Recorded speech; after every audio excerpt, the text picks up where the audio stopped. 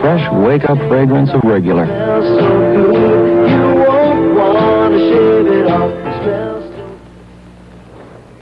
A professor of radiation physics at the University of Pittsburgh offers this stark and simple suggestion. Any country using nuclear weapons in war will no doubt destroy its enemy, but in the process it will also destroy itself. Professor Ernest Sternglass took the figures on infant deaths and ran them through a computer. After the nuclear testing in New Mexico in 1945, he says the wind carried fallout across Texas and clear to the East Coast. And in the states with the shading, the deaths of babies rose as much as 45 to 50%.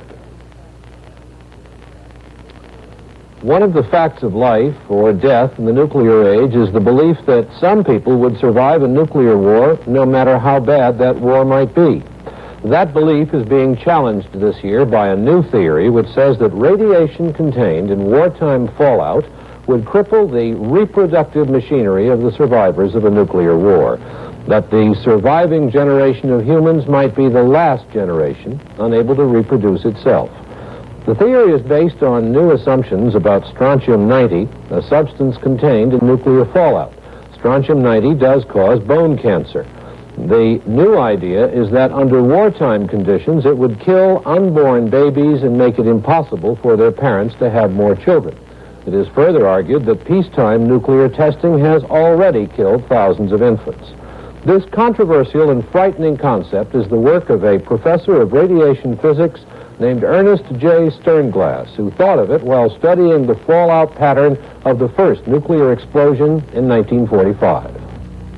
Well, you know that the very first atomic test that was ever carried out was carried out on July 16th, 1945, the day, by the way, the anniversary that man took off for the moon. That day, a bomb of 20 kiloton size was detonated on the ground in New Mexico, and the cloud, the main part of the cloud, drifted with the prevailing westerly winds across the lower part of the United States, Texas, Alabama, and out to the ocean. And when we looked at the infant mortality for every state in the Union and had the computer print out changes in mortality trends from the predicted levels calculated by the computer, we found that only in those states directly under the drifting cloud were there positive excesses of infant mortality. All around, to the north, to the west, and to the south in Florida, there was actually a decline relative to the expected trend. It was clear that none of the other explanations in themselves, you see, explain this strange pattern, localized downwind and declining with distance in exactly the way we now know fallout to decline. You see, no amount of DDT suddenly spread only in a narrow part of the United States would explain it. No amount of smoking on mothers only in those states would explain it. No amount of urban pollution in Texas, Alabama, Georgia would explain this. 1 in 100 children that is born apparently dies as a result of this totally unexpected effect of strontium-90. Looking ahead over the next 12 months, how many babies are going to be born in the United States? Well, you know, typically 4 million a year are born, and then we would expect something like an extra 30 to 40,000 dying. If what I have found is correct and proves to be correct by further tests, then this sort of epidemic would be 10 times the German measles epidemics, the worst that we ever had. What about the test ban moratorium? Well, that fortunately did lead to a leveling and a decline, both in the strontium-90 levels in the milk in every state in the Union, and in a decline in infant and fetal mortality. We've been given various figures about a nuclear exchange with the Soviet Union. 100 million dead is one of the figures. Given your theory, what would happen to the next generation of the 100 million survivors? I believe they would only be saved to watch their children dying, as their own lives might be saved, but the unborn and the early fetus, being 50 to 100 times more sensitive than you and I, are not likely to make it to maturity. So that means nobody left. That's right. Sternglass admits that his theory is based on computer figures and not on laboratory experiments. He feels so strongly about all this that he has gone public with it rather than wait for the slower machinery of science to give him confirmation or rejection. He has been criticized by many people for his ideas. Scientists in the government have argued against his conception, and the opposition from the Atomic Energy Commission has been particularly severe. Sternglass says Swedish scientists have already started laboratory work on the genetic effects of strontium-90, and he hopes that American scientists will get to work and prove him wrong or prove him right. If he is proven right, the theorists of nuclear war will have another factor in their equations, a factor called the death of mankind. If his figures are right, the only sane conclusion they lead to is that massive use of nuclear weapons will destroy not only an enemy, but enemies and friends alike, everybody. Do you think of your dog as a member of your family, companion, protector? The United States for the first time in ICBMs and is starting to take the lead in the nuclear arms competition. Despite numerous protests, the Atomic Energy Commission set off an underground atomic blast in western Colorado yesterday to check into how well underground natural gas deposits might be released by atomic energy. The members of the local sheriff's posse were out early, manning roadblocks to keep people away from the place where the bomb was going to go off. That spot was 5 miles from the nearest roadblock, at the upper end of a canyon. The 40-kiloton nuclear bomb was buried 1.5 miles underground. 4 hours before the blast, public health officials went to homes in a 9-mile radius, warning residents to leave for the day. A few people decided to stay. In Grand Valley, 7 miles away, there was a feeling of excitement, but no one seemed to be too concerned about possible danger.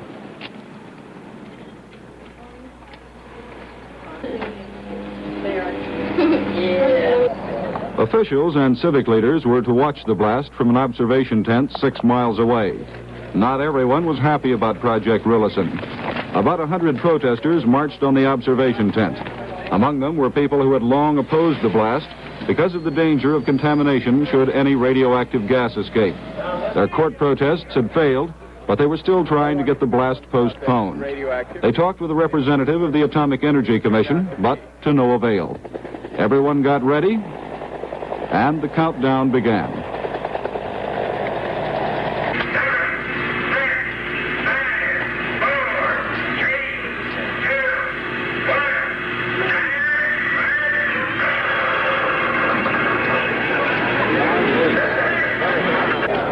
The earth shook like jelly, there was a muffled sound, and rocks and dirt broke loose from surrounding mesas.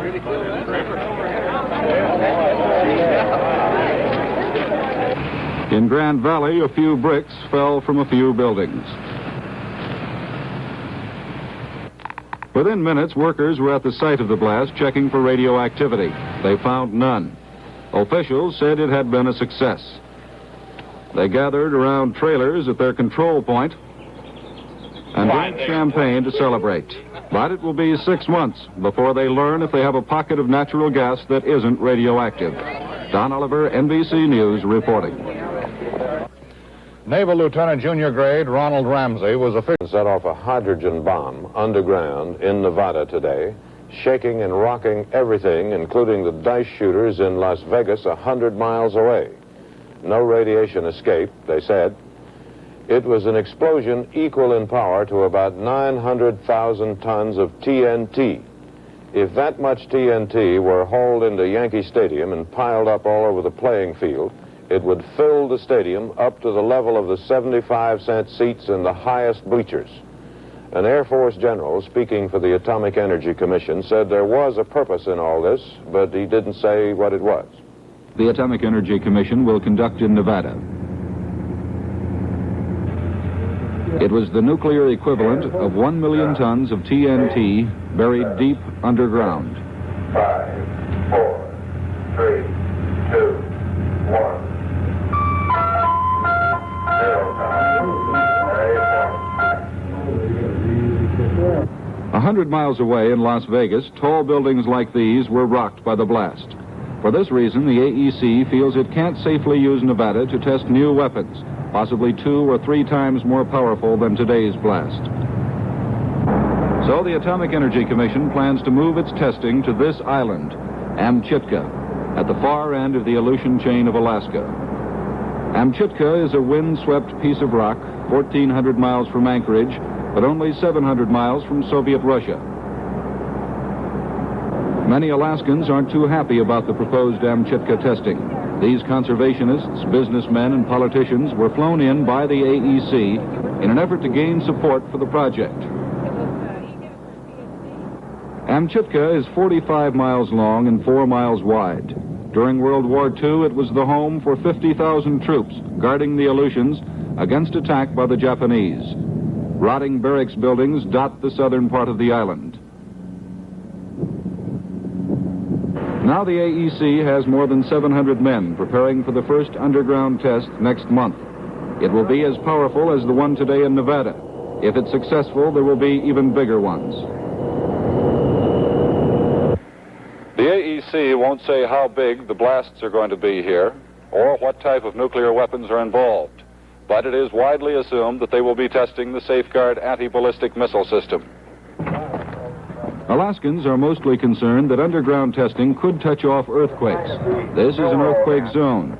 In fact, there had been an earthquake the day before the tour group arrived. We're not taking it any closer because at the present time we're running a mandrel in the hole to make sure that the hole was not damaged by the earthquake the other night. I'm concerned that AEC will claim that the first test shows that tests of greater intensity can be conducted in Alaska, and having gone through the earthquake of 1964, I think many people in Anchorage have many reservations about that.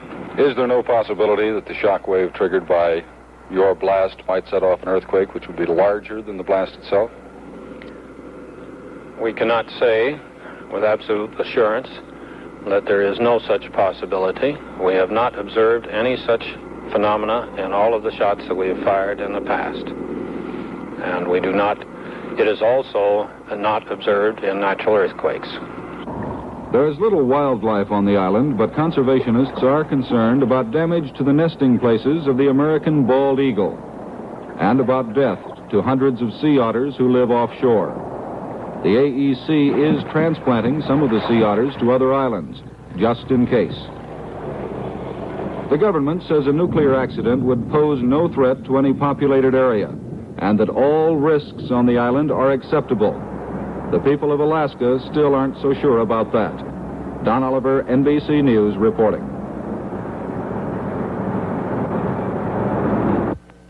Protests against the explosions in Amchitka came not only from Alaska, they also came from Japan.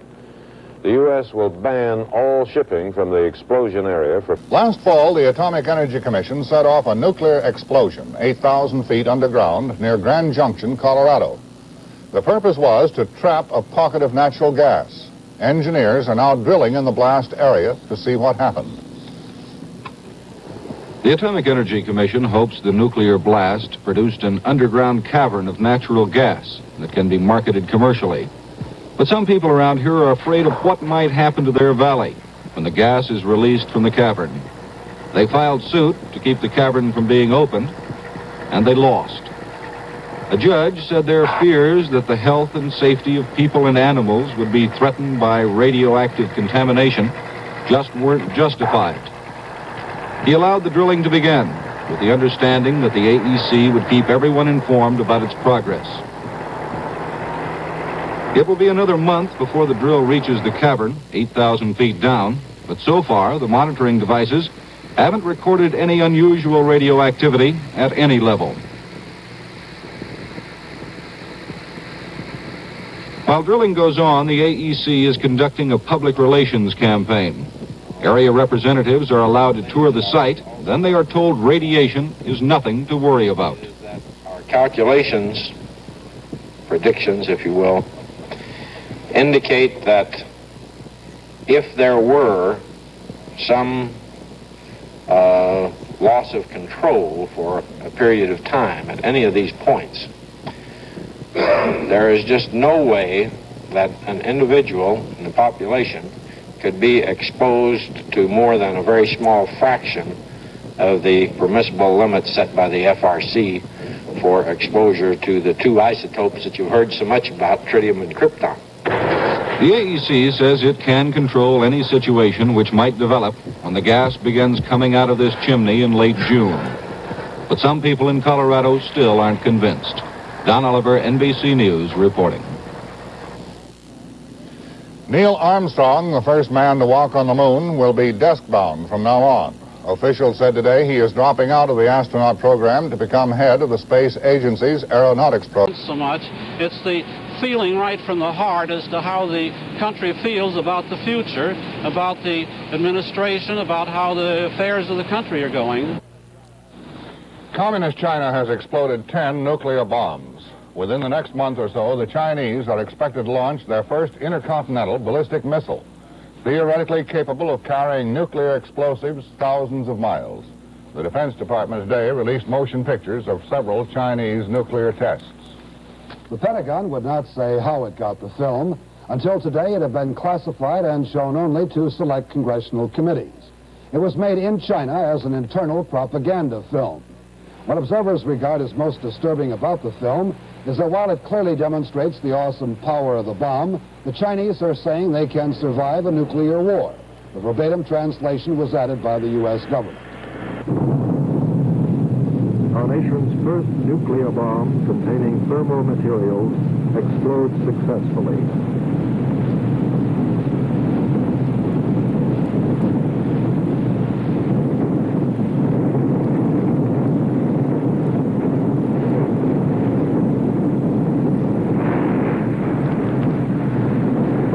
Of the successful explosion of our first atomic bomb to the successful explosion of our first thermonuclear bomb, it took us only a little over 1 year.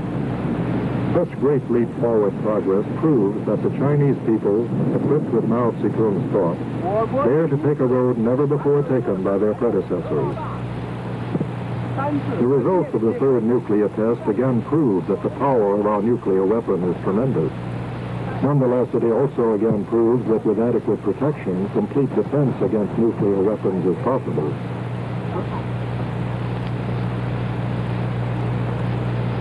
These chickens even laid eggs after the nuclear explosion.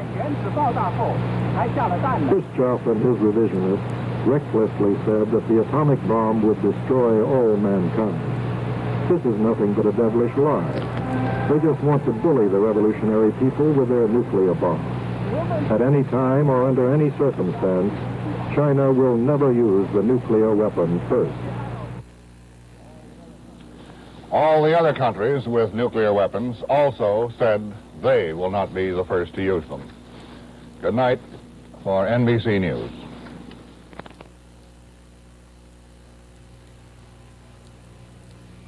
If not universally accepted. Project Rulison has been controversial since its inception a few years ago. The Atomic Energy Commission, in partnership with Houston's Austral Oil Company, decided to use an underground nuclear blast to release a gigantic pocket of natural gas 8,000 feet beneath Battlement Mesa in western Colorado. The explosion itself took place more than a year ago, but the gas was not tapped until recently. The main concern has been, what would that gas be like? It was certain to be radioactive. The question was, how radioactive? This week, the AEC began flaring the gas, burning it above ground, trying to find out about this. It was more than just learning how radioactive the gas was at the point of flaring. Samples had to be taken for miles around in the field and then analyzed because gas spreads and sometimes settles in pockets.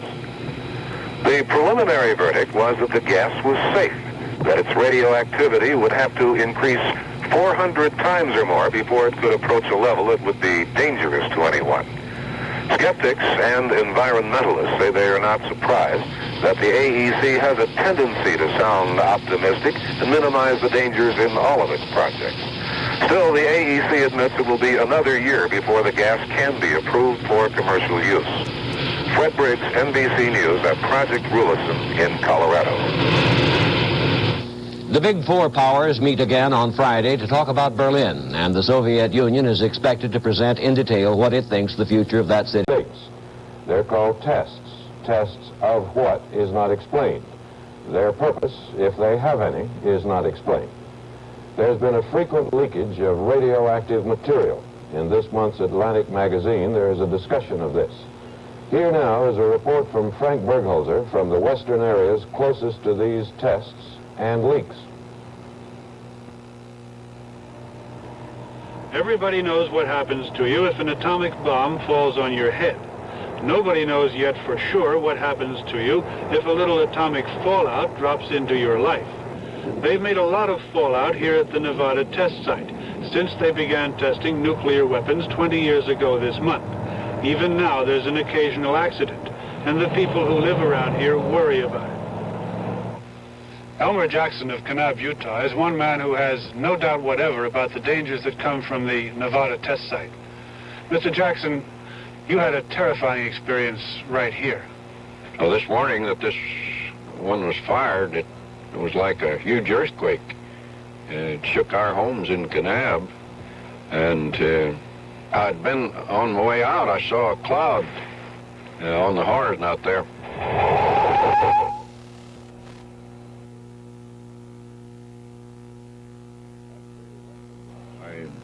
Within, I'd say, less than 5 minutes, my face was burned like I'd been right next to a hot blaze, and my eyes started streaming, and in just a few minutes, I couldn't see.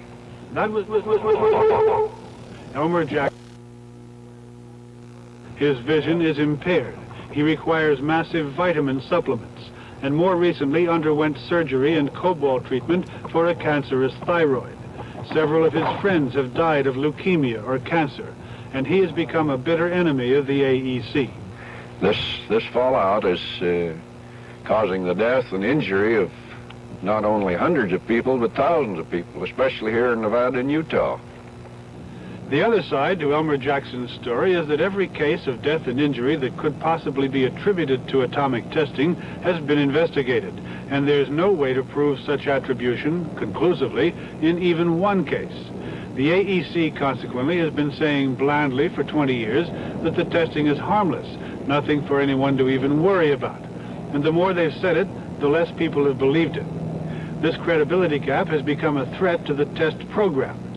So they're building a new image at the test site. These men represent a brand new unit, the Applied Ecology Group, assigned to re-examine and reorient the testing program in terms of its effect on the environment, including the people. You may wonder why we haven't done this before, and really it ties back into the situation where AEC is a pioneer. This sort of thing really hasn't been done any place before. And we are the first ones trying to bring all of these, one of the first, to pull all of these parts, pieces together so that we can have really a team approach and have the ability to tie in with the best specialists wherever they may be. The skeptics say the AEC isn't pioneering, it's just getting itself onto the ecology bandwagon. That bandwagon, however, with its implications of open study instead of secrecy, with its admission that the AEC is responsible for what it does to the environment, is a change of atmosphere on this radioactive desert. Frank Bergholzer, NBC News, reporting. In Kansas City, Harry Truman's doctor said his condition was now being described as fair. Previously, they said it was good. They suggested he was developing complications of some kind, but there were no details. They said, however, there was no cause. Sometime this fall, the Atomic Energy Commission plans to set off a third atomic explosion on Amchitka Island in the Aleutians. The last one in October 1969 aroused much opposition from environmental groups. So has the forthcoming one, and today a new factor was added.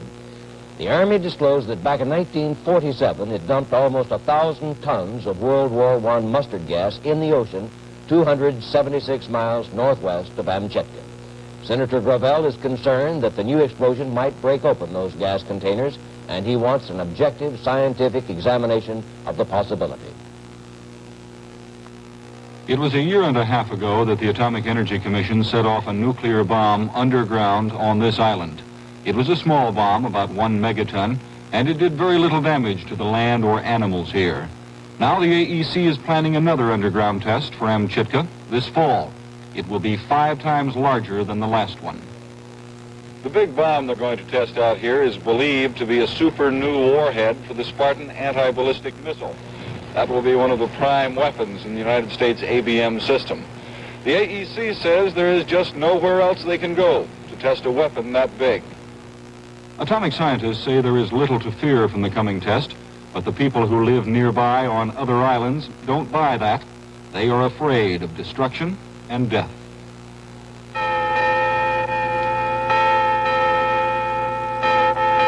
In the scattered Aleutian villages, there are prayers that the nuclear test will be stopped. This is Unalaska, a fishing and fish processing village in the Aleutians. It may well be the oldest settlement in Alaska. This building goes back to 1825. It is a poor village. Most of the residents are native Aleuts. They aren't scientific, but they don't believe the AEC when it says it is highly unlikely the test could cause an earthquake or tidal wave. People here are afraid of that and other unknown dangers. What do you think might happen? Might be something happen. I know this time will be something happen. But this is the third one now. No, this is the bigger one.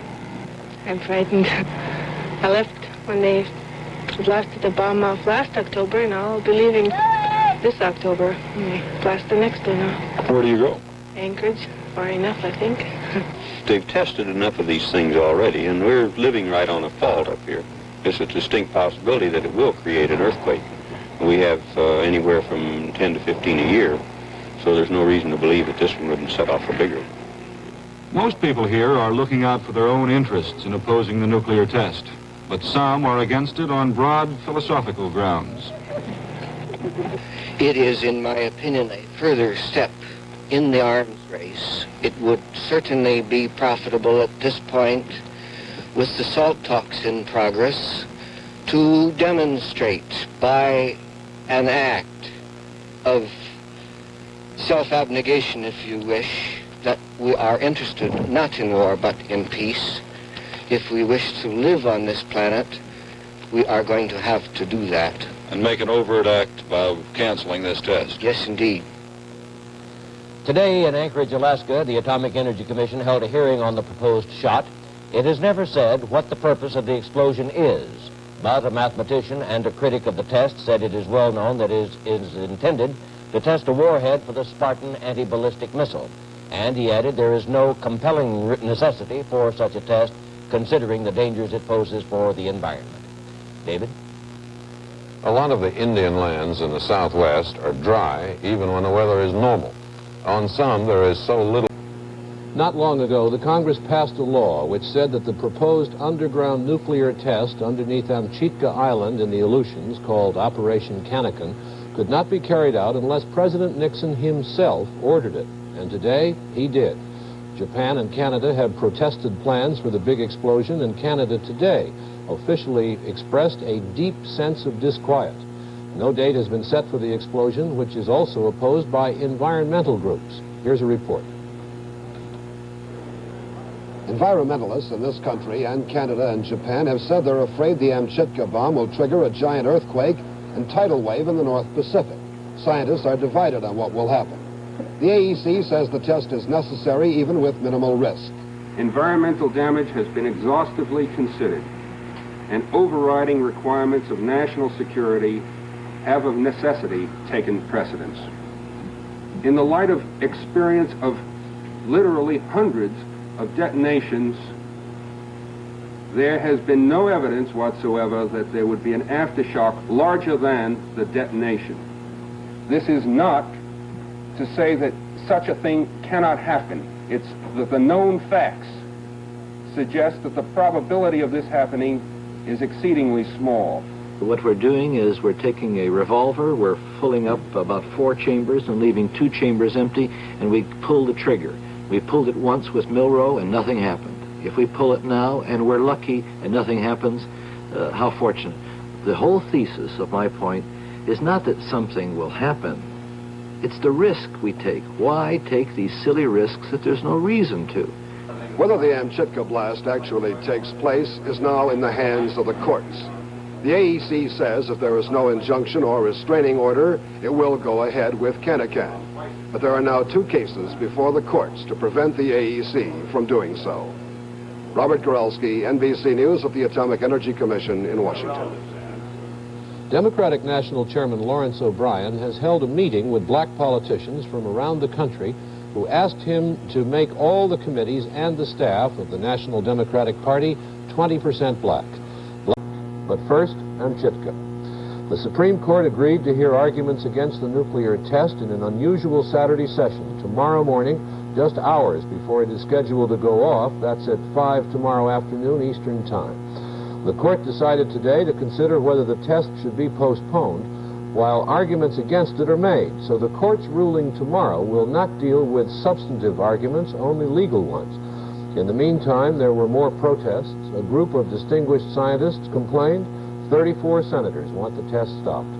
The Atomic Energy Commission is handling the complaints, and as of yesterday, it had received 7,600 letters and calls. And in Alaska, preparations for the explosion are going ahead. This is the elaborate Atomic Energy Commission command post in an Anchorage hotel room. From here, the AEC will let the world know if the nuclear test on Amchitka goes off without any problems. There will be observers stationed at all villages in the Aleutian Islands, ready to report by radio telephone any adverse effects of the blast. If there are problems, an earthquake, a tidal wave, or an escape of radioactive gas, then the villagers can be warned. The people who live out here say that is not enough. They want some way to get out of the villages if they are in danger. We don't think there are enough planes or boats out there for the evacuation purposes. They're very, very concerned of the blast because AEC has admitted there's even 1 out of 1,000 or 10,000 that a tsunami or either earthquake could happen from this blast. And the Elliott people had opposed the Milrow test conducted in 1969, and they, knowing that this is a much larger test, are very, very concerned and frightened. The chairman of the Atomic Energy Commission, James Schlesinger, says he is not at all worried about the test. I will be on the island during the test. I did bring along 2 of the girls. They will be on the island during the test, and my wife. And I think that should indicate the high degree of confidence that we have in the safety of that test.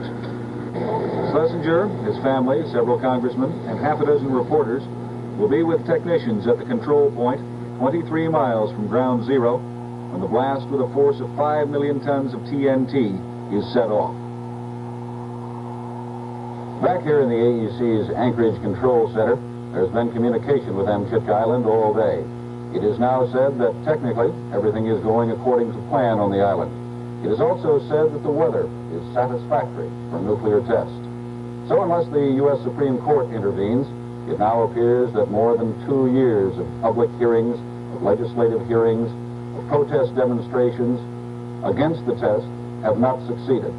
The test is still scheduled for 5 o'clock Eastern Standard Time tomorrow.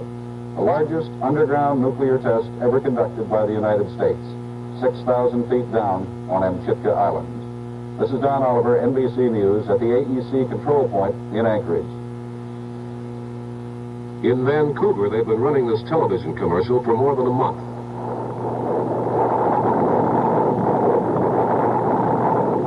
For the sake of your future and your children's future, we urge you to write to President Nixon, asking him to cancel this test. This message was brought to you by the Real Estate Board of Greater Vancouver. Vancouver is 2,500 miles from Amchitka, which would seem a fairly safe distance on the face of it. There are people here who worry about the test setting off a series of earthquakes down the coast and about tidal waves. But the real opposition is to nuclear testing in general. Amchitka is a symbol of that. In Vancouver and all over Canada, there have been demonstrations. Perhaps the most unusual of these took place this morning in Vancouver Harbor. A group of 30 fishing boats held a protest vigil, fearful of what the test might do to their fishing grounds. Leading the demonstration was Greenpeace 1, sister ship of Greenpeace 2, which is bound for Amchitka now, but apparently won't get there in time for the test if there is one. There have been protest marches, too, And today, Vancouver police received an anonymous threat which said that 50 U.S.-owned corporations in Canada would be blown up if the test takes place. That's somewhat extreme, but even normally pro-U.S. politicians here wish the United States didn't feel it was necessary to hold the test. We recognize the situation. We're sorry it's taken place. I protested it in every way I could protest it. And I protest it now. But I still recognize the thinking that goes on in the United States. Well, all this is added to the bitterness over President Nixon's economic policies, especially the 10% import surcharge. You have a rather unhappy result. It would be exaggerating to say that anti-Americanism is at an all-time high, but we're certainly not very popular here. Fred Briggs, NBC News in Vancouver. The Amchitka test involves a nuclear device which is 250 times more powerful than the atom bomb which devastated Hiroshima, Japan 26 years ago. Both from Sunbeam. Scientists of the Atomic Energy Commission today continued to analyze the data from yesterday's nuclear test blast on Amchitka Island in the Aleutians. The test was of a 5-megaton warhead for an anti-ballistic missile system. It was feared the explosion would set off earthquakes and tidal waves, but it did not. The AEC officials say that from their point of view, the test was a success. All along, the Atomic Energy Commission had said the nuclear test would cause little damage to this remote and barren island. Yesterday, there were 242 people on Amchitka prepared to ride out the blast's shock waves. They were at the control point, 23 miles from ground zero. Most of them were technicians involved in the test, but there were also a few observers. Atomic Energy Commission Chairman James Schlesinger was there. So was his wife and 2 of their children. They were there to show faith that nothing would happen. Television monitors provided a picture of ground zero for the people who were waiting and watching at the control point. There was a lot of waiting and watching all over Alaska as the hour neared. Here, the small village of Cold Bay at the end of the Aleutian chain. Residents gathered at a bar to listen to the countdown being broadcast on Armed Forces Radio. These people went so far as to build their own makeshift seismometer to record an earthquake if there was one. 10, 9, 8, 7, 6, 5, 4, 3, 2, 1, 0 time. The cameras went out of focus as they always do. Here is another view at the time of detonation from a camera plane over ground zero.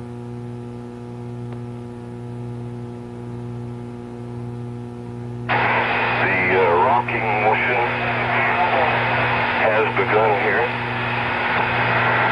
It is a considerable rock, as expected. The building is swaying back and forth.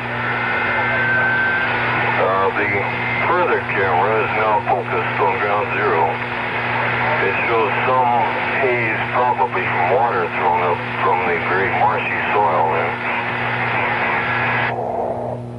It was determined almost immediately that no radioactive gas had escaped from the 6,000-foot deep crater. Inspection teams flew to the ground zero area within a matter of minutes after the test. They found that 2 buildings directly above the blast had been damaged extensively. The recording trailers 2,000 feet away had been tilted, but all equipment was intact and functioning. In short, damage was just about what the AEC had predicted. And back in Cold Bay, the homemade seismometer hadn't even budged.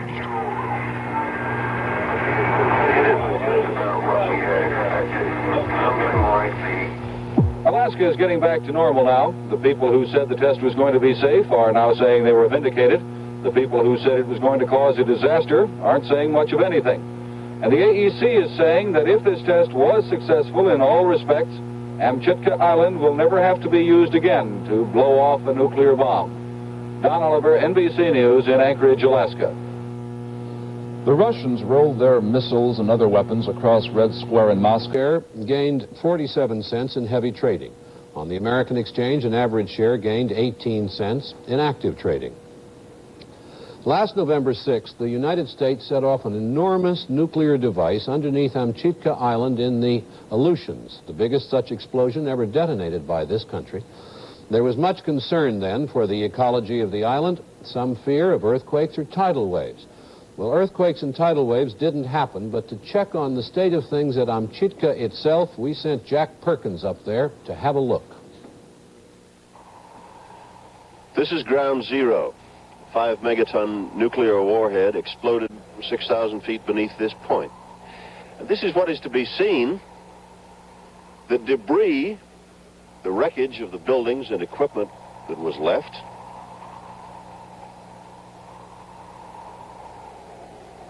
The earth has sunk here anywhere from 15 to 25 feet. Fractured, cracked, faulted. But the Atomic Energy Commission says the faults do not extend down to the chamber and there was no leakage of radioactivity.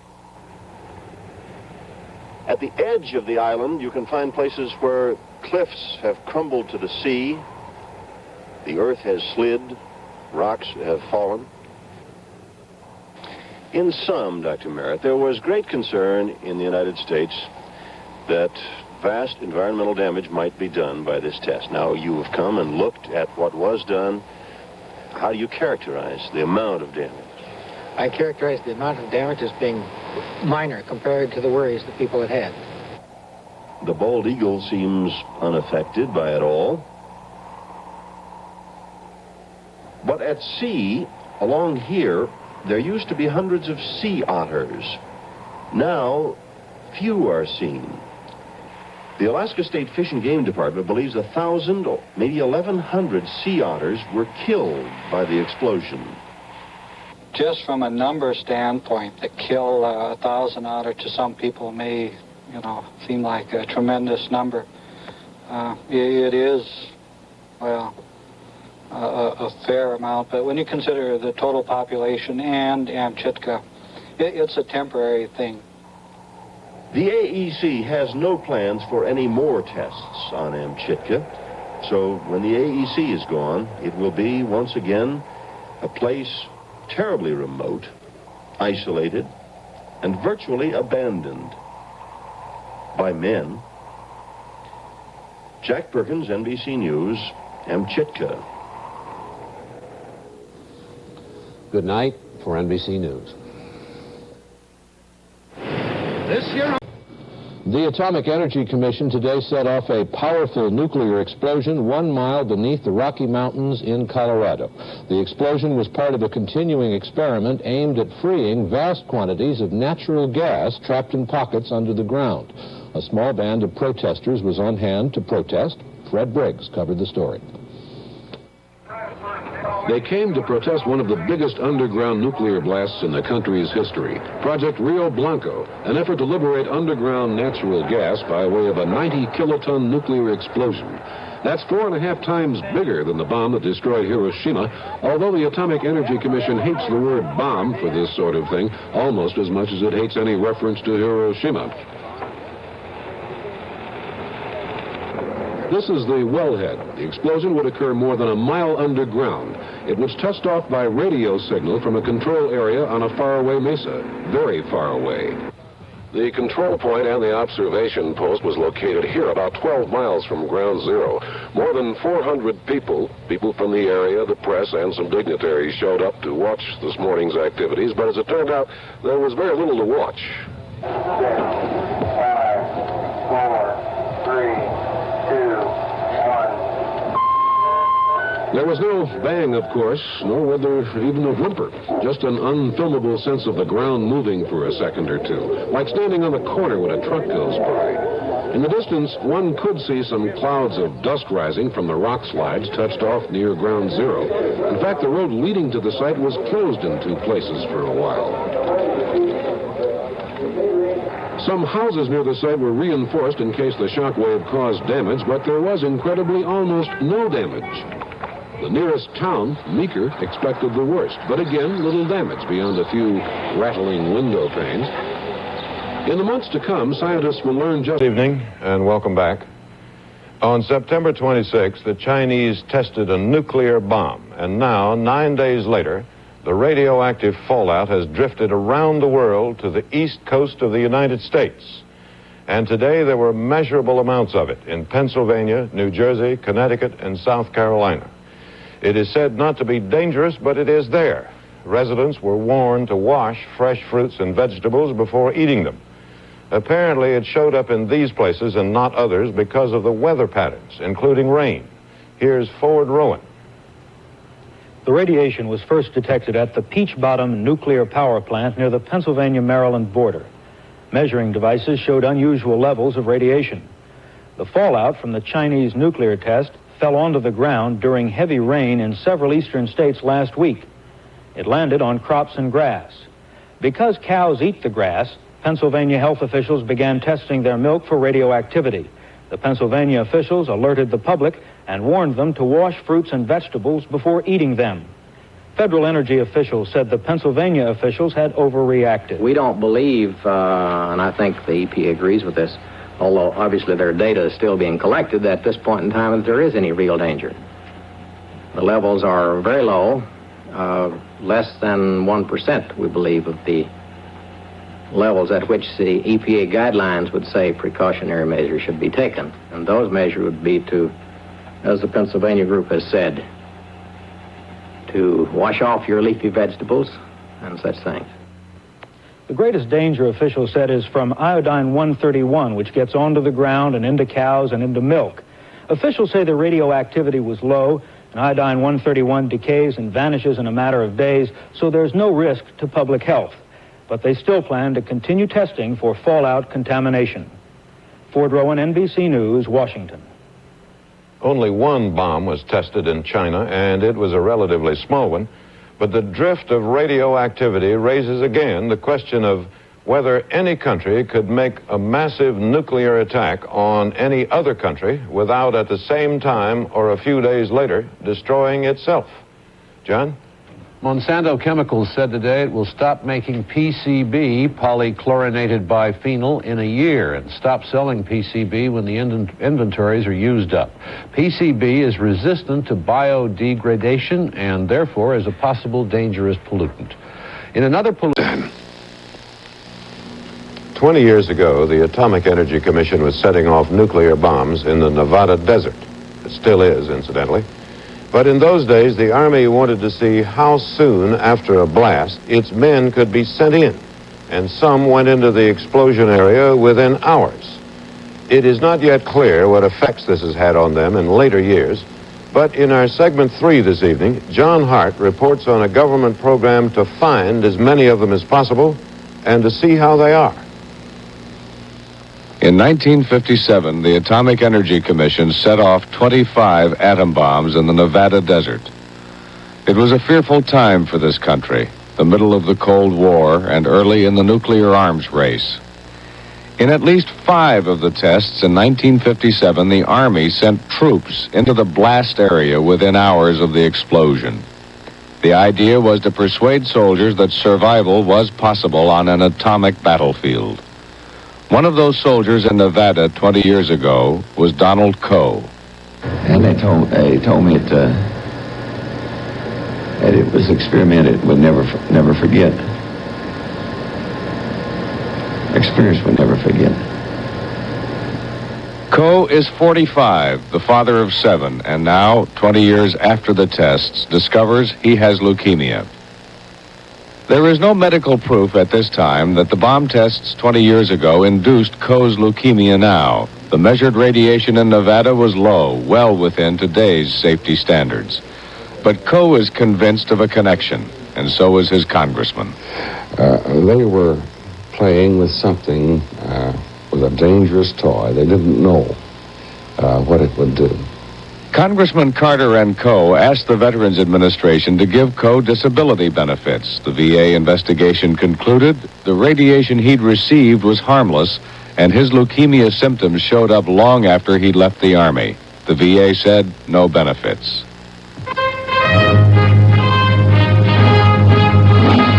The Army made a public relations film of the last bomb test Donald Coe was in, the test called Smoky, on August 31st, 1957.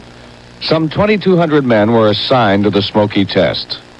In orientation lectures, they were assured of the safety margins in low-level radiation. The Army film on Smoky shows a chaplain reassuring the troops. Actually, there's no need to be worried, as the Army has taken all of the necessary precautions to see that we're perfectly safe here.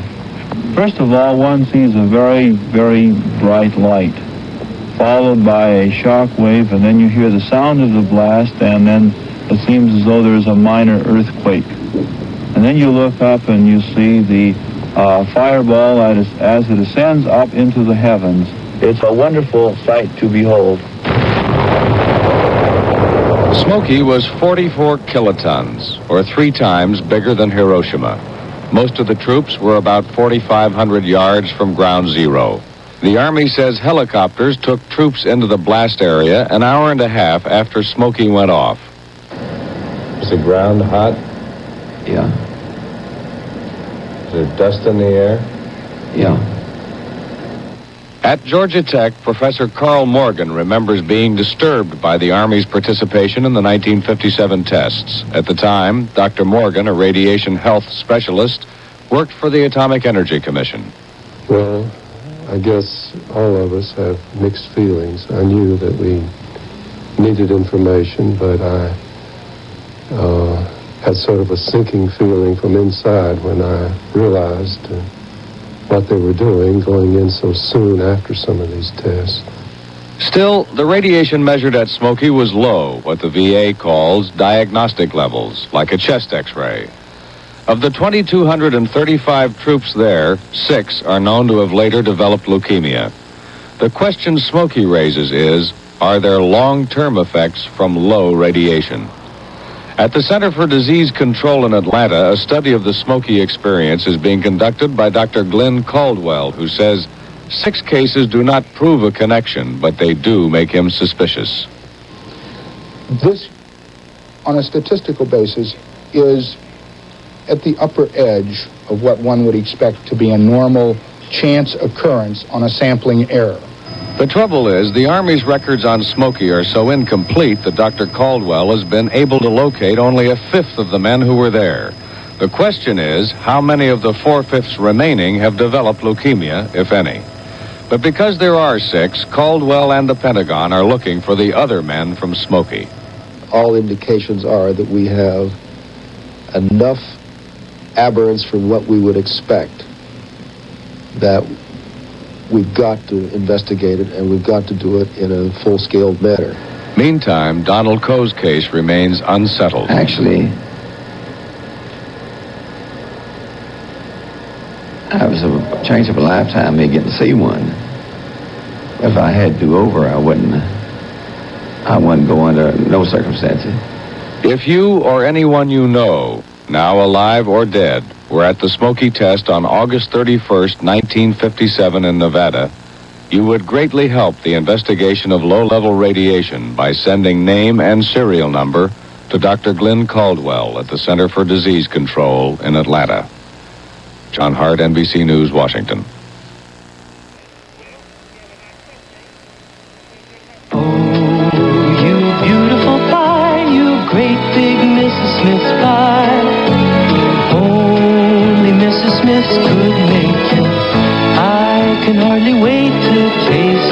Mrs. Smith's next in Nevada in 1957, when the Army sent men into to the scene of an explosion 1 hour after the blast, which was 3 to 4 times larger than Hiroshima. They were told it was safe.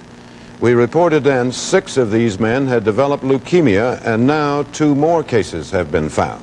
A House committee is looking at this. Here's John Hart. The Subcommittee on Health and the Environment saw this film of Smoky made by the Army that day in August 1957. Among the 2,235 men witnessing the explosion was Corporal Russell Jack Dan, who was 2.5 miles from ground zero and who told the committee today what happened there. There was a sizzling flash. I could see the bones in my arm, and within a few seconds the blast from the shot hit us. It knocked me and several other troops 10 or 15 feet. It blew my steel pot completely off. I never did find it. It was a devastating blast that words can never explain. After the shot, our company of paratroopers loaded back into the vehicles and moved down to within approximately 300 yards from ground zero. 6 months later, Corporal Dan was discharged. He got dizzy, fell, broke his neck, and became paraplegic. My teeth began falling out, and I lost the hearing in my left ear. 1961 revealed that the reason my wife and I were having no children was because of a very low sperm count. 1963, I had trouble with my bones and my knees. I had water on the joints, trouble with both shoulders, and a local doctor treated me for bursitis. I've had trouble with my fingers and also with my wrists. For years, I've told my wife that these symptoms were a result of shot Smokey. But who would ever believe such a Buck Rogers story? The Army did not keep track of the men at Smokey to see if any of them got sick in later years because the measured radiation there was considered safe. Now, 20 years later, about a fifth of the soldiers have been traced, and it turns out 8 of them developed leukemia, only 3 of whom are still living. That is 4 times the number of leukemia cases that would develop normally in this group if the average age were in the 20s. But the Army doesn't know their ages. The Army kept no central records of the men at Smokey, and has assigned one man, Major Alan Skirker, to try and find some record of the men. The committee doesn't like that. We have confusion compounded and confounded. And really, it would be easier for us to find the members of Quantrell's guerrillas than it would the men who were at Desert Rock or at one of these other places. I've never seen such confusion in all my life. I think that if you have no more organization or no more knowledge of what you're doing, that a dozen good men with some willow switches could whip the Pentagon. The Department of Health, Education, and Welfare is trying to trace the remaining Smokey soldiers, 1,700 of them. If they are found, and if leukemia is found among them, as often as in those we already know about, a strong case will be made against Smokey as a long, slow trigger of leukemia. John Hart, NBC News, Washington. They call it inflation. We call it crazy prices. What it comes down to is we've had to cut back in certain ways. But steak is still our favorite meal. Only now we want to make every bite count. That's why... Jessica? When the government did some atom bomb testing years ago on the Bikini Atoll in the far Pacific, it took all of the islanders off, and then it let them go back. And then it was discovered the atoll is still hot from radioactive fallout, and the people will have to leave again. Ships are standing by to take them away, but they're balking because they say the government has broken too many promises to them. That Pacific atomic bomb testing affected more people than just the islanders. Carol Simpson has the story of one of them. Ross Pennington is dying of leukemia. He found out last November. But his body showed symptoms of something wrong as far back as 1960 when he retired from the Navy. Pennington had been commander of a ship called the YAG-39. His job was to steer the ship into the radioactive fallout resulting from the testing of nuclear weapons in the Pacific during the mid-1950s. Although he and the scientists aboard who were studying the effects of radioactivity were shielded in a special compartment, there were times when Pennington was exposed to dangerous levels of radiation. I think at the time that they did everything possible that they knew to do. And you make a few mistakes, and we may have made some mistakes in having a little too much exposure level, and then there are accidents. But that happens anywhere. When Pennington retired from the Navy, he had participated in the tests of 12 atom bombs and 1 hydrogen bomb. And he was sick. He had stomach problems and had begun losing his hair, his teeth, and some of his eyesight. Despite his health problems, Pennington went to work in Charlotte, North Carolina as a stockbroker. Then last year, severe fatigue sent him to doctors who discovered he had leukemia. They think the disease was caused by his exposure to radiation. But Pennington is not bitter about what happened. I try to look at it just as a grand country, and I love every bit of it. And if this is my contribution to my country, why, I have no regrets. The function I did out there, I would do it again. Pennington is now undergoing chemotherapy. He knows he's going to die, but he doesn't know how soon. I guess everything can't last. Carol Simpson, NBC News, Charlotte, North Carolina. That is our report tonight. Good night from Washington.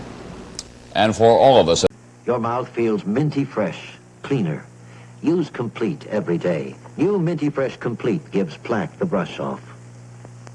right after World War II, the United States looked around for a remote place to test atom bombs and found the Bikini Atoll in the South Pacific. There weren't many people living there, and they were moved off. Since then, the Bikinians' lives have been at the mercy of bungling government experts. This Segment 3 report from Jim Upshaw in the South Pacific. When 145 Bikinians were removed from the atoll in 1946, they were told they could come back someday. They were told that by moving out, leaving their homeland empty of human life, they were helping in a noble cause.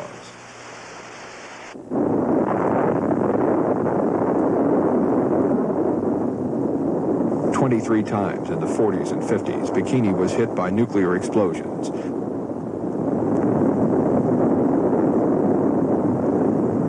This one, in 1954, was nicknamed Bravo. An unpredicted wind caught the huge cloud of radioactive particles and swept it across 240 miles of populated atolls.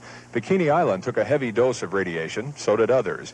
300 people suffered ill effects, many of them serious. At least 2 victims later died of cancer. Meanwhile, the native Inuiatak culture has been forever disrupted.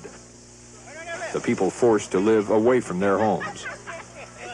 By 1969, when President Johnson announced Bikini was once more safe to inhabit, Bikinians had been shuttled and scattered among half a dozen islands. 140 of them gladly came home. The people who returned to Bikini could raise livestock safely enough, but their coconut palms were sucking deadly radiation from the earth.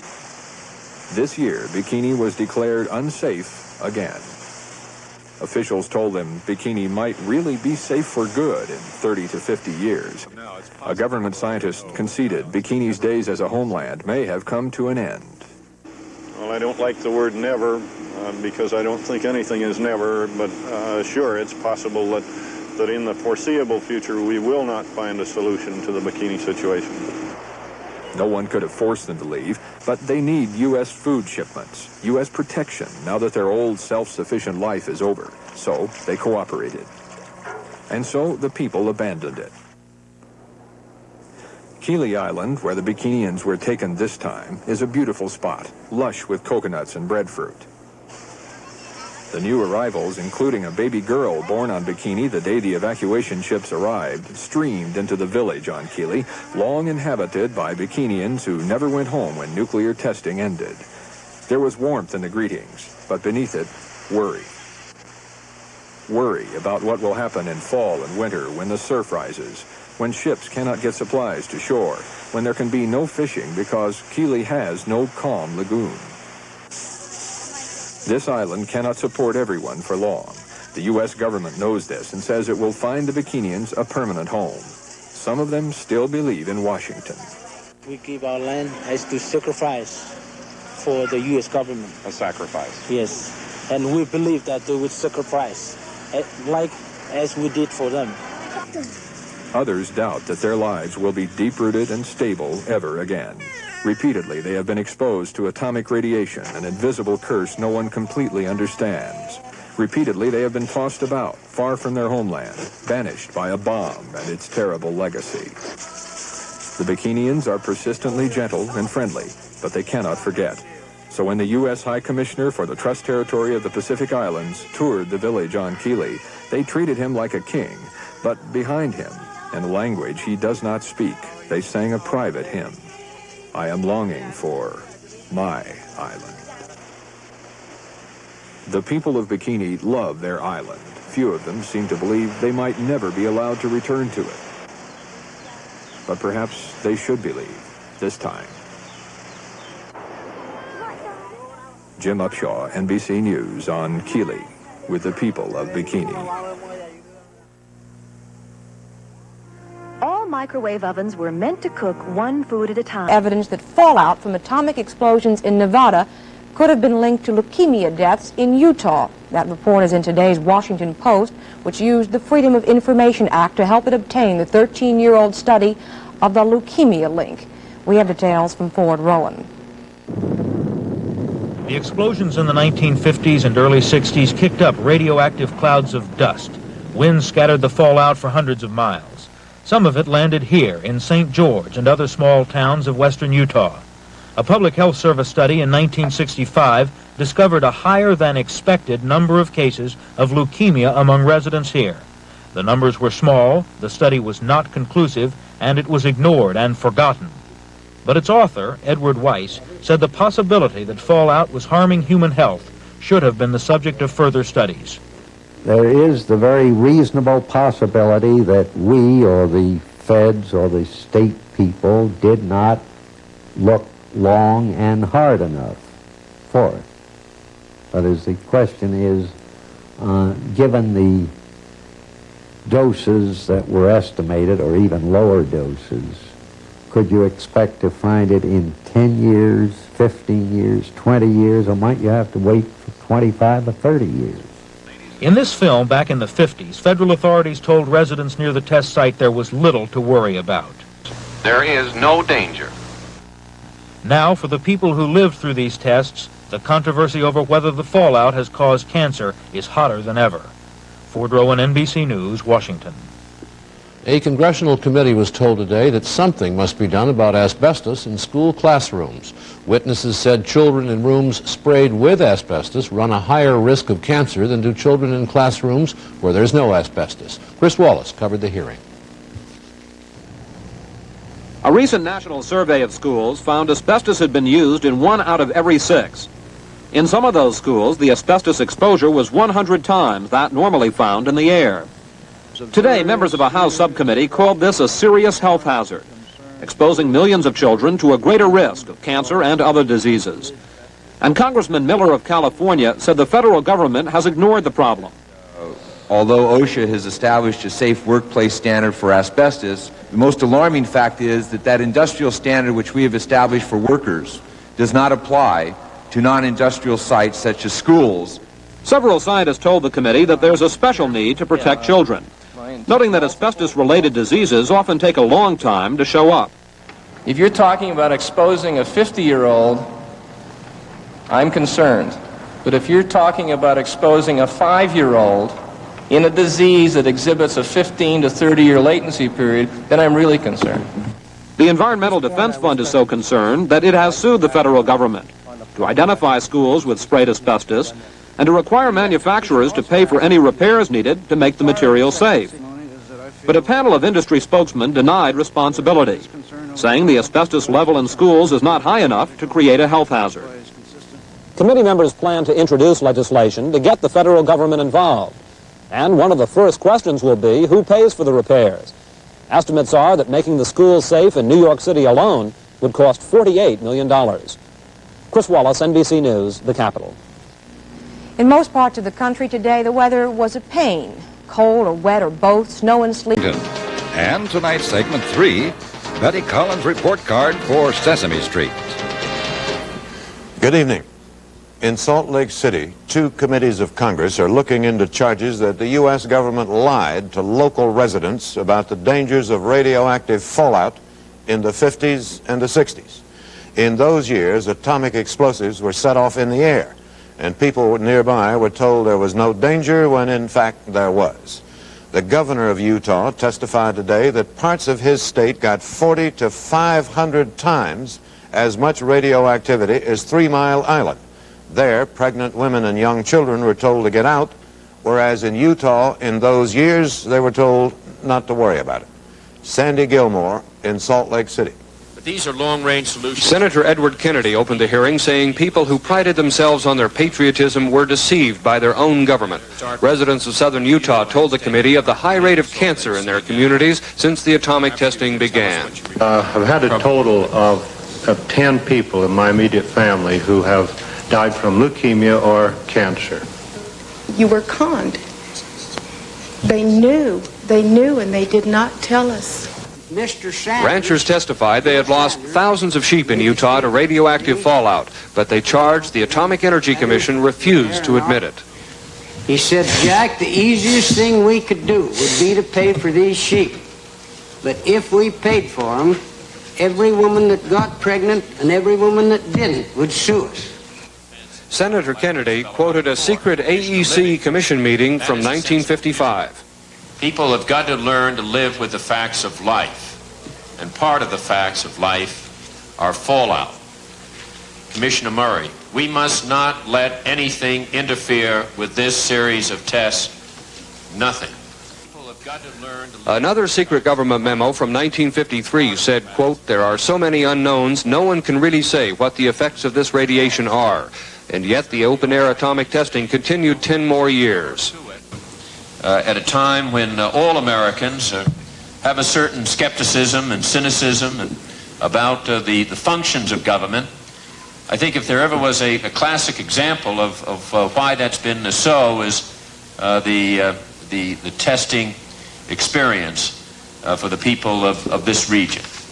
The information released by this congressional committee today is the strongest evidence yet that the government in the 1950s covered up the known dangers of atomic fallout.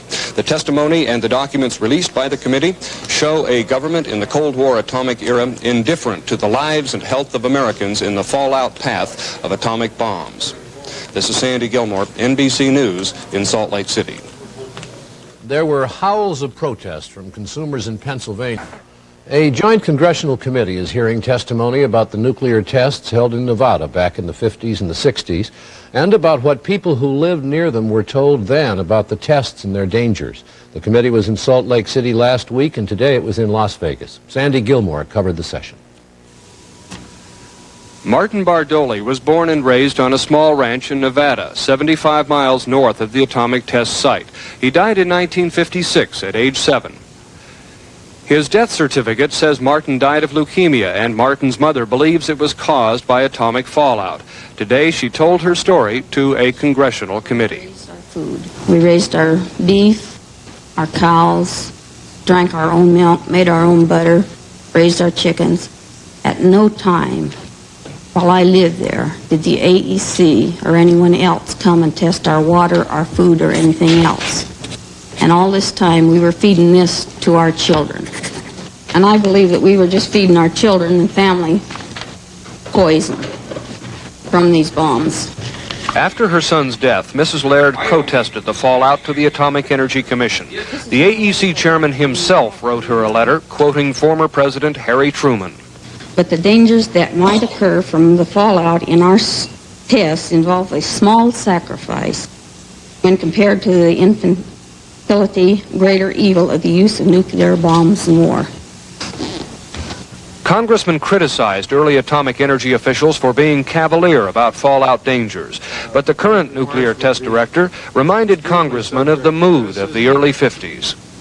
I think if we look back, sir, in 1953 at international relations as a general problem of the United States at that time, we will find that we were indeed in a war situation. Not a hot war, albeit a cold war. Ultimately, Congress could compensate people who, like Mrs. Laird, feel they suffered at the hands of government. Sandy Gilmore, NBC News, Las Vegas. The firm that owns the 3 Mile Island nuclear plant near Harrisburg got some financial bad news today. Ratings of 2 of the bond issues of the company is Metropolitan Edison, were lowered. Standard & Poor's continued exposure to certain chemicals and other substances can cause a higher than normal rate of cancer in workers. And for years, the federal government, along with state and municipal governments, have been working to increase the safety of workers in these situations. But now some experts are saying that the Reagan administration may be backing away from strict enforcement. Sandy Gilmore reports. Not far from the synthetic rubber factory where he used to work in Port Neches, Texas, chemical engineer Bodie Pryor has compiled what he says is a growing list of oil and chemical company workers who are dead or dying of cancer. This is Harry Green, a pipe fitter. He had lung cancer. Pryor had kidney cancer. Now he is dying of leukemia. The companies haven't acted until the people have become alarmed at it and start filing lawsuits. Thousands of former employees or their survivors are claiming billions of dollars in damages from a number of corporations. The suits claim death and disease resulted from working with chemicals like asbestos, vinyl chloride, benzene. Industry has fought workers, unions, and government for years over the cancer issue. It has often resisted stricter exposure standards and the federal cancer studies they were based on. In recent years, federal regulators began to tighten the noose on a broad range of chemicals they felt were potentially hazardous to workers, even at relatively low exposure levels. Last year, unions and their friends in government felt they were on the verge of preventing thousands of future cases of cancer among workers. Now, unions fear the Reagan administration has sided with industry's argument that there is no cancer problem here, and they fear workers will suffer. Tony Mizaki with the Oil, Chemical, and Atomic Workers Union.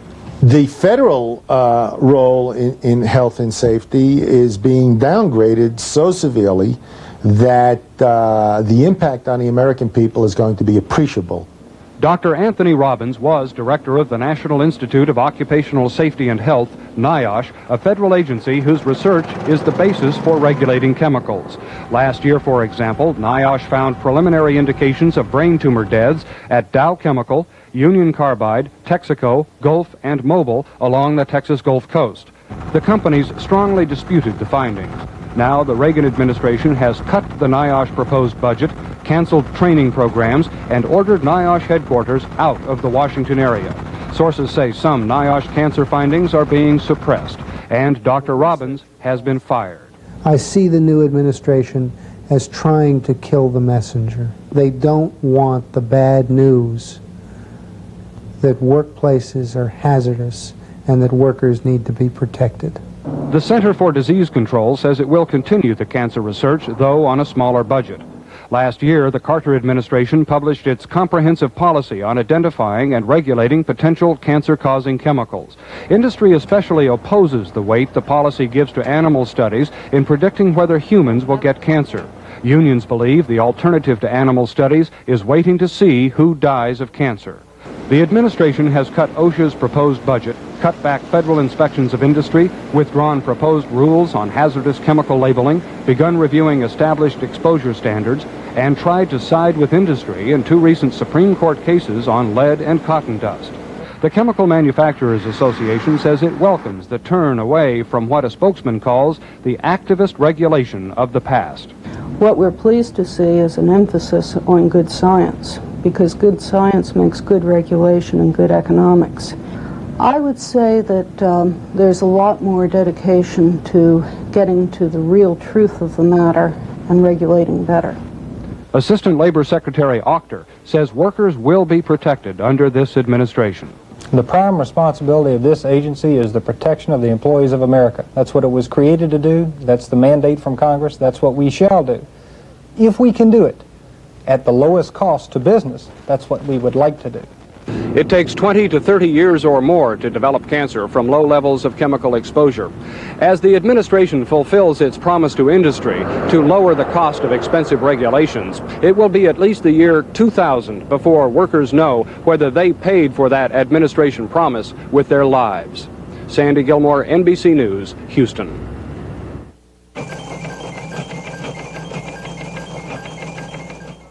I'm Johnny Bench. This is Krylon Spray Paint. Floors of the burning hotel.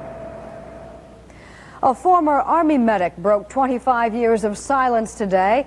45-year-old Van Brandon charged that in 1956 and 1957, while monitoring soldiers' radiation exposure and atomic tests, he was ordered to keep two sets of records.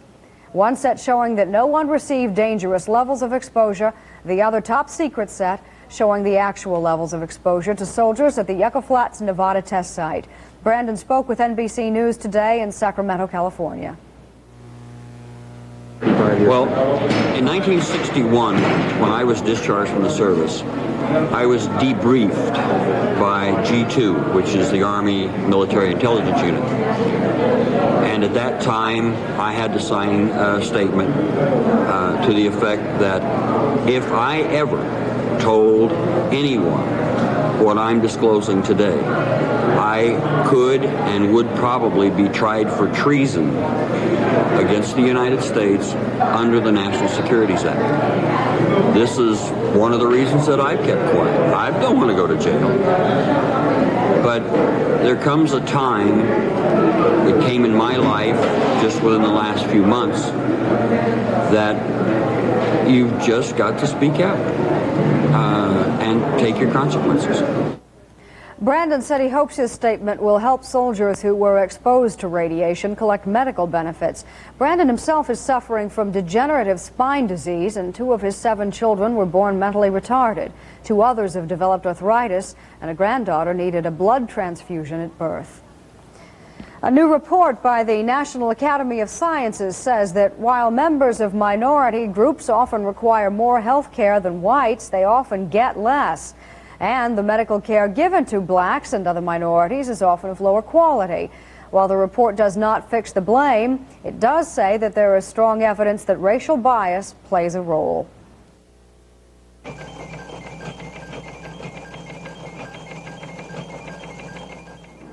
Honey, breakfast!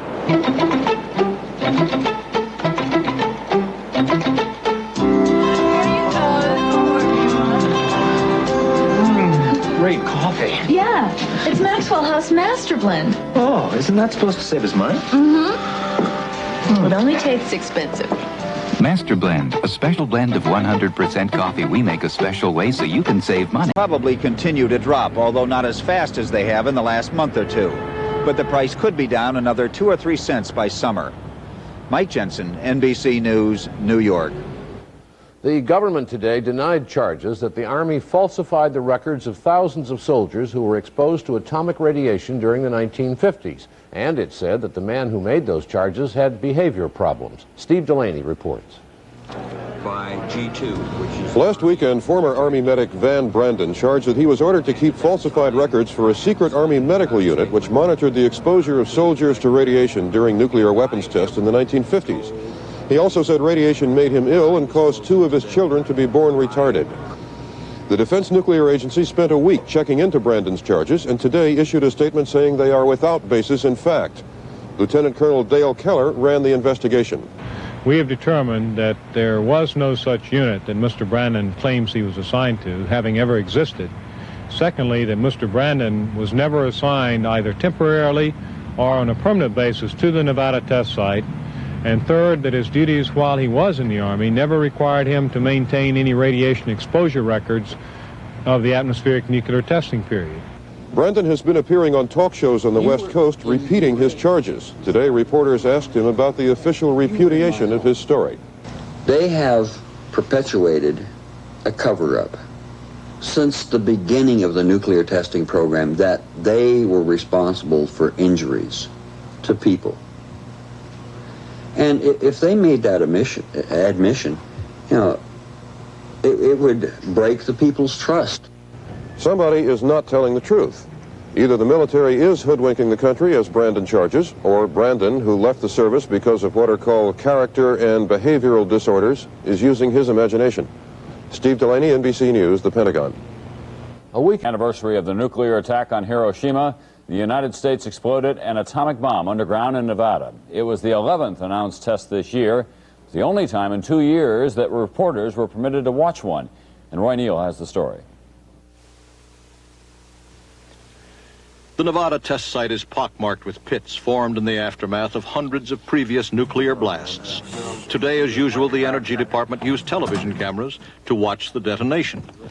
Energy Secretary James Edwards was in the control center, 10 miles away from Ground Zero, a room filled with instruments to observe the test. On the screen, scientists used a seismograph to measure the intensity of the shot, showing us a straight line to the left. As the device went off 2,200 feet underground, the surface camera was knocked from its pedestal. Watch the seismograph going off scale. The shockwave was felt, but the desert floor seemed untouched for 21 minutes. Then about 1,000 feet of the surface collapsed, falling in where the nuclear test had melted down tons of earth far underground. Today's test yielded about 7 times the power of the bomb dropped on Hiroshima, but officials say its effects, including radiation, were confined to the test site. Roy Neal, NBC News. And an international military expert says the Soviet Union has made big gains in its submarine fleet in the last year. The editor of the prestigious Jane's Fighting Ships wrote in its just-released edition that the Soviets have commissioned the murder of 8 people. Shauna Singletary, NBC News, Miami. Many people in the American West have believed for almost 30 years now that fallout from above-ground nuclear tests endanger them and their livestock. Heidi Schulman reports tonight that a ruling by a federal judge earlier this month may help both ranchers and other residents prove their claims. In 1953, while the government tested atomic bombs above ground in Nevada, the Bullock family grazed its sheep just 40 miles away. After the test, the sheep began to die. We'd never seen anything like that before. The sheep had scabs on their ears and around their nose, and especially around their mouth where they'd been eating the brush, 4,500 sheep were lost, wiping out ranchers like Ellis Lambeth. Instead of me leaving my children a large ranching operation with sheep and stuff like that, I haven't got nothing to leave them. But when the ranchers sued the government, they lost again. Experts denied radiation could have poisoned their sheep. Well, I think they covered it up so they could keep on testing out there. A cover-up is what a federal judge called it this month when he granted the ranchers a new trial. He charged the government with fraud for withholding evidence of radiation effects. Kern Bullock thinks he knows why. The government lawyer, when we were in court, he said, we can't afford to let you win this case, because if you win this case, every pregnant woman and every sick person will come in and start suing the government. That's what hundreds of families in southern Utah, Nevada, and Arizona are now doing, suing the government, claiming radioactive fallout caused cancer. In towns like Cedar City, Utah, and St. George, the leukemia rate is well above the national average. Leukemia killed Arthur Brune, and his widow has joined the lawsuit. I want to do everything I can to draw attention to it, to keep it from happening to somebody else. I know that it killed my brother. Janet Gordon believes the government lied when it said the bomb tests were safe. I don't believe they deliberately set out to kill us. But I believe that they knew that a certain percentage of us would die. They didn't know which ones, so it wasn't like it was murder. Lawyers admit it will be difficult to prove that fallout caused any single case of cancer. But former Interior Secretary Stuart Udall, who represents the victims, says the finding of government fraud in the sheep case will have an effect. This long-term cover-up by these officials is certainly something that is going to be a stench in the nostrils of everyone who follows this, I believe. Federal lawyers won't comment on the charges made here, except to insist still that the government has no liability. Heidi Schulman, NBC News, Cedar City, Utah. A decision on the Navy plan is expected in about a year. David Burrington, NBC News, San Francisco. From 1957 until 62, the British used Christmas Island, 1,300 miles south of Honolulu, as a nuclear test site. And now, after 25 years, Steve Mallory reports people who were involved in those tests are suffering from serious diseases. 12,000 people took part in Britain's atomic tests in the Pacific during the 1950s. At least 250 have suffered radiation-related illnesses since the tests. Some have died. The British government has maintained that there is no link between the tests and the illnesses. Ron Terran survived a bout with leukemia, but now, at 47, has cataracts.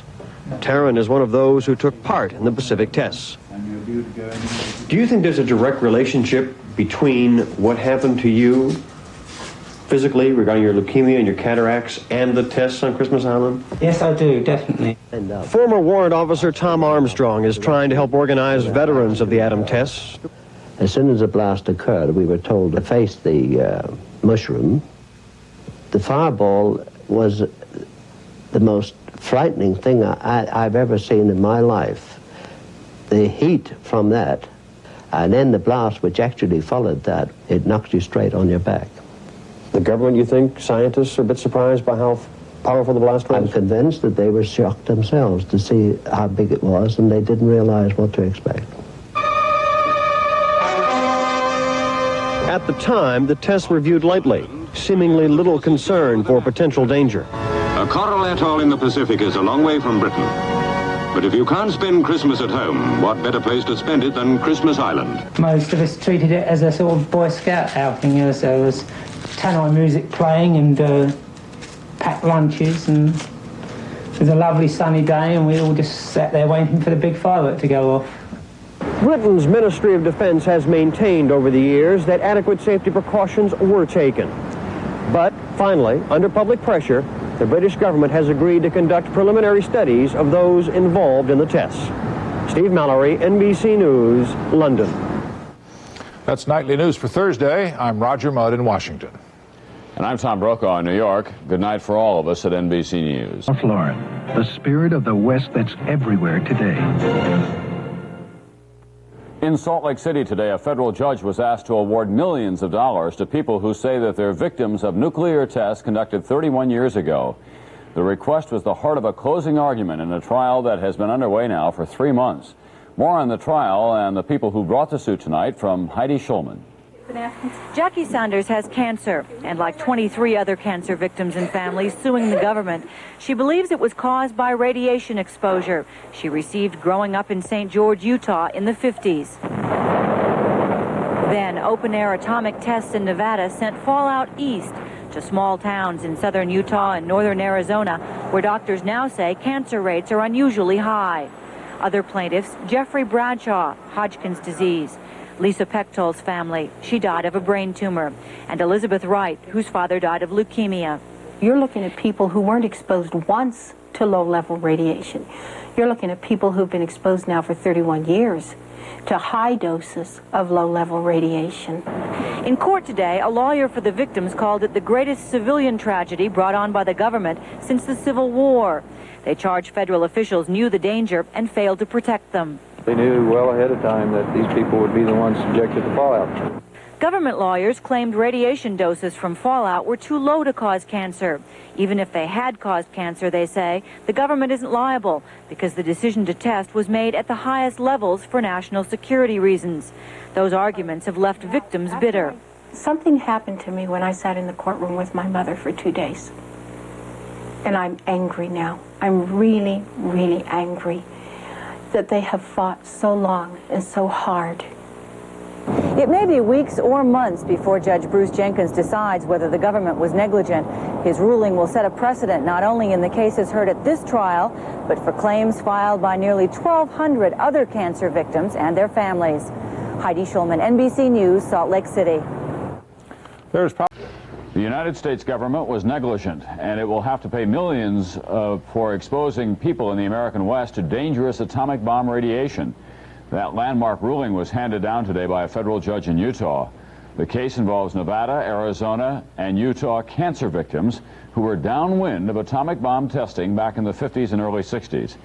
Roger O'Neill reports tonight that the ruling could be just the beginning. For 18 months, the 1,200 plaintiffs who live in St. George, Utah, and other towns have waited for today's decision. The story began January 27, 1951.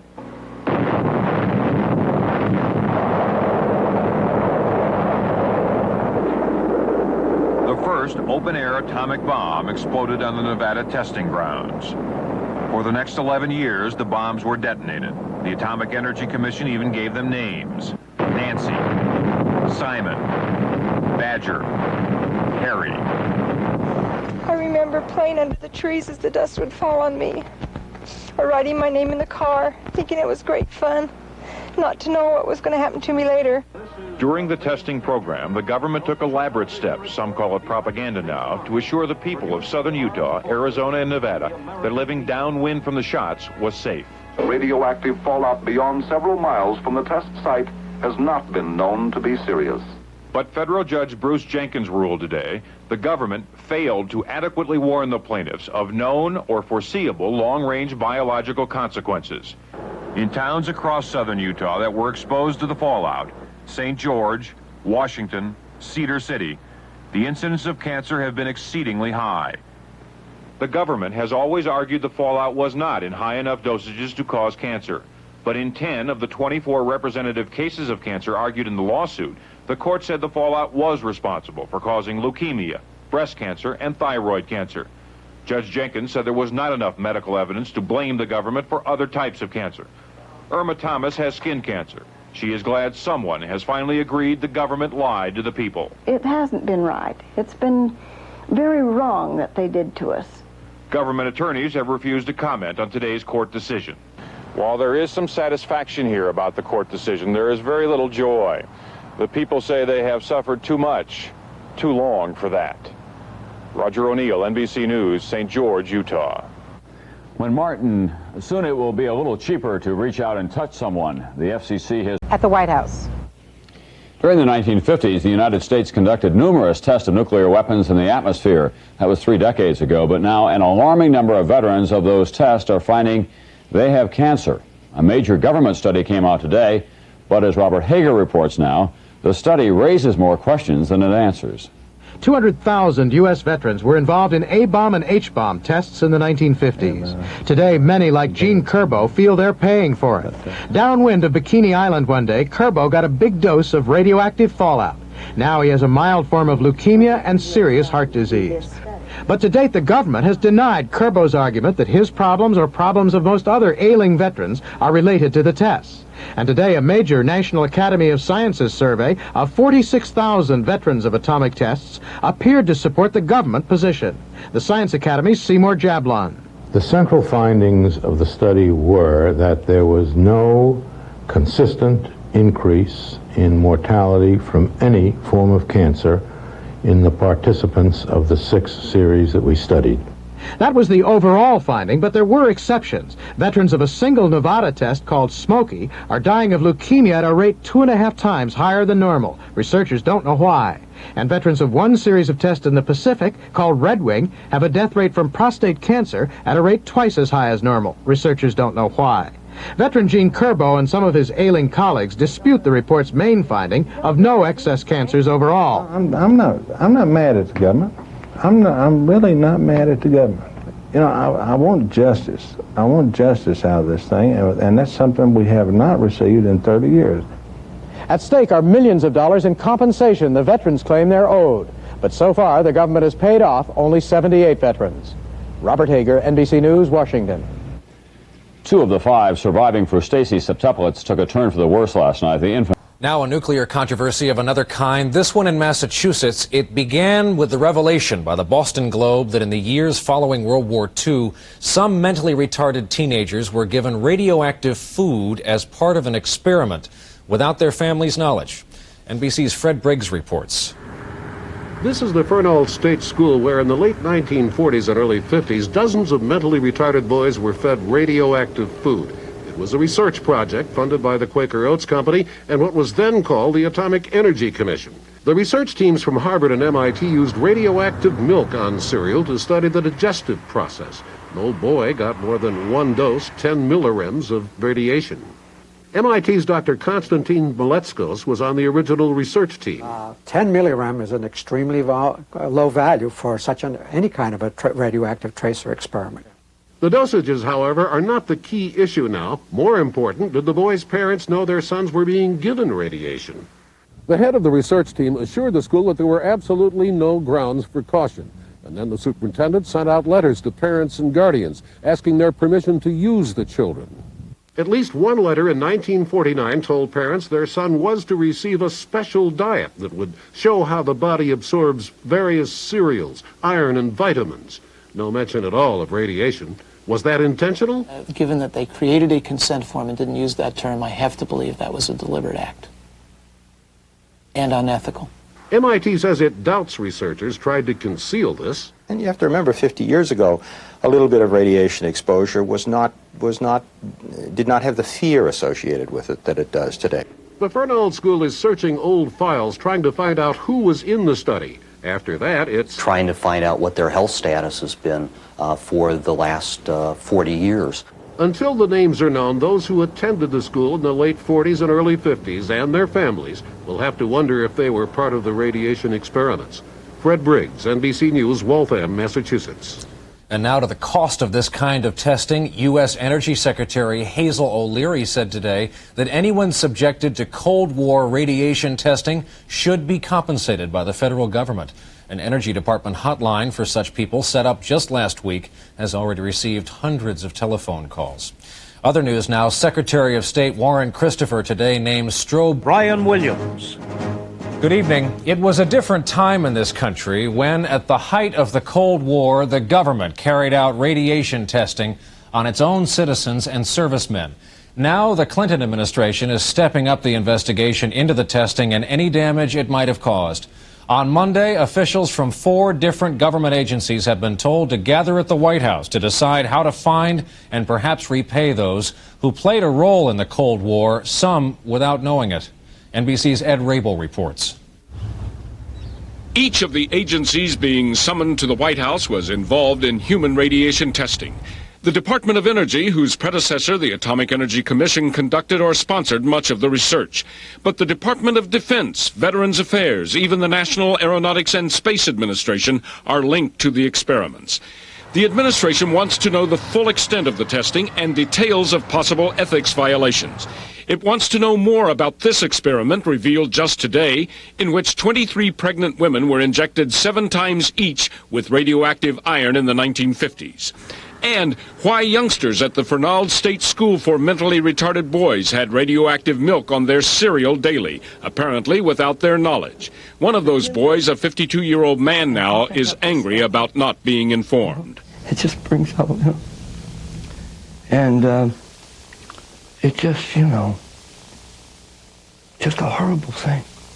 DOE already knows of 800 people who underwent radiation tests, but 800 may be just the tip of the iceberg. Congressman Ed Markey was a pioneer opponent of the testing. We would subject hundreds, perhaps thousands of Americans to secret scientific experiments that could endanger their health in the name of national security, in the name of the defeat of communism. Markey says he complained to John Harrington, who was Energy Secretary in the Reagan era. If we had to look at it today, certainly some of those were not well advised. Still, the secrets of human testing are pouring out now, with Bill Clinton's Energy Secretary leading the way in exposing them.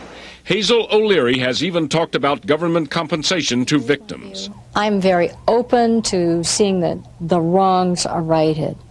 The White House agrees, but wishes O'Leary had gathered all of the data on atomic testing and its victims before she started talking about government compensation. Ed Rabel, NBC News, Washington. They came, thousands of them, from Wisconsin to root for their team in the Rose Bowl tomorrow. Now, thousands of very angry, very disappointed football fans have arrived in Pasadena to find I'm thinking it's going to be a beautiful day. Rest easy. It's Tylenol PM. There are more unsettling disclosures tonight about government radiation tests on humans in this country. Energy Secretary Hazel O'Leary today took the wraps off more secret government documents and revealed disturbing evidence of how the U.S. has used its own citizens as subjects in dangerous scientific experiments. Here's NBC's Robert Hager. Rapid assembly. The government quadrupled its estimate of people used as human guinea pigs in secret radiation experiments, mostly in the 1940s and 50s, but a few continuing through the 1980s. Last December, the government said it knew of 31 experiments involving 695 people. Today, it upped that to a total of 769 experiments involving 2,795 people. Energy Secretary Hazel O'Leary said she was troubled. The very business of medical experimentation is grisly. And the one that especially caused me angst when I first heard of it was the one that's called Project Sunshine. And it involves the use of aborted fetuses and stillborn youngsters. In these experiments in Chicago in the 1950s, pregnant women waiting for therapeutic abortions were given doses of radioactive substances. Later, the aborted fetuses were burned and the ash analyzed to see how much of the radioactive substance reached each fetus.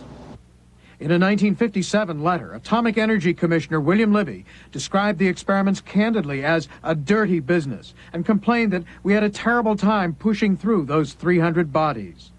The old documents reveal some of those working on the experiments nearly rebelled. There's also some language in there about how we've got to bring this program to a halt because some of the medical students and the interns don't want to have anything to do with it. Other experiments were performed on children, on the terminally ill, and on psychiatric patients. There may be more. What I believe in, hope, is that we have it all. Will I be surprised to discover a year from today that there is more? I will not be surprised. Whether to compensate those who took part in the experiments or their relatives is up to a White House commission and to Congress. Robert Hager, NBC News, Washington. Tonight, there's some suspicion among some in the American West that people might be paying with their health for the nuclear testing this country did many years ago. NBC's Roger O'Neill has their story. From crystal clear waters to die for views, eastern Idaho is spectacular. But now people are hearing about a troubling past in their paradise. Time now for local news on KSRA. Fallout from atomic bomb tests in Nevada 40 years ago is being... Radioactive fallout, which could explain why in Custer County, in towns like Chalice and Stanley, there seems to be an abnormal rate of thyroid cancer.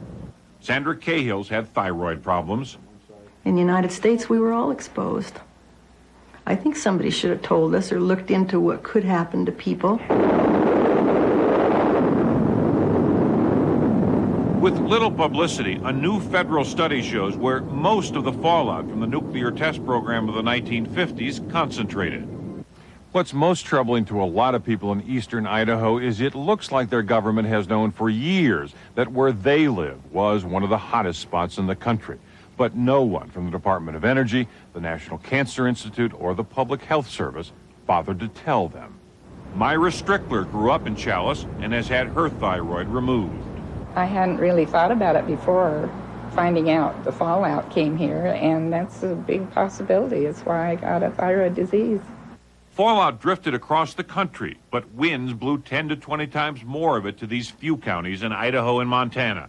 The grass was contaminated, and big milk drinkers, children back then, may be most at risk now. Idaho Senior Senator Larry Craig says it was reporters who told him about the new fallout zones.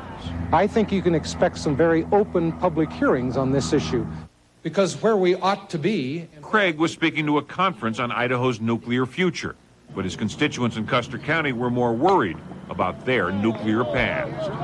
Roger O'Neill, NBC News, Idaho Falls. A follow-up tonight to a report we aired this week on summer health hazards. We heard from the states of North and South Carolina about a beach water survey we cited conducted by the Natural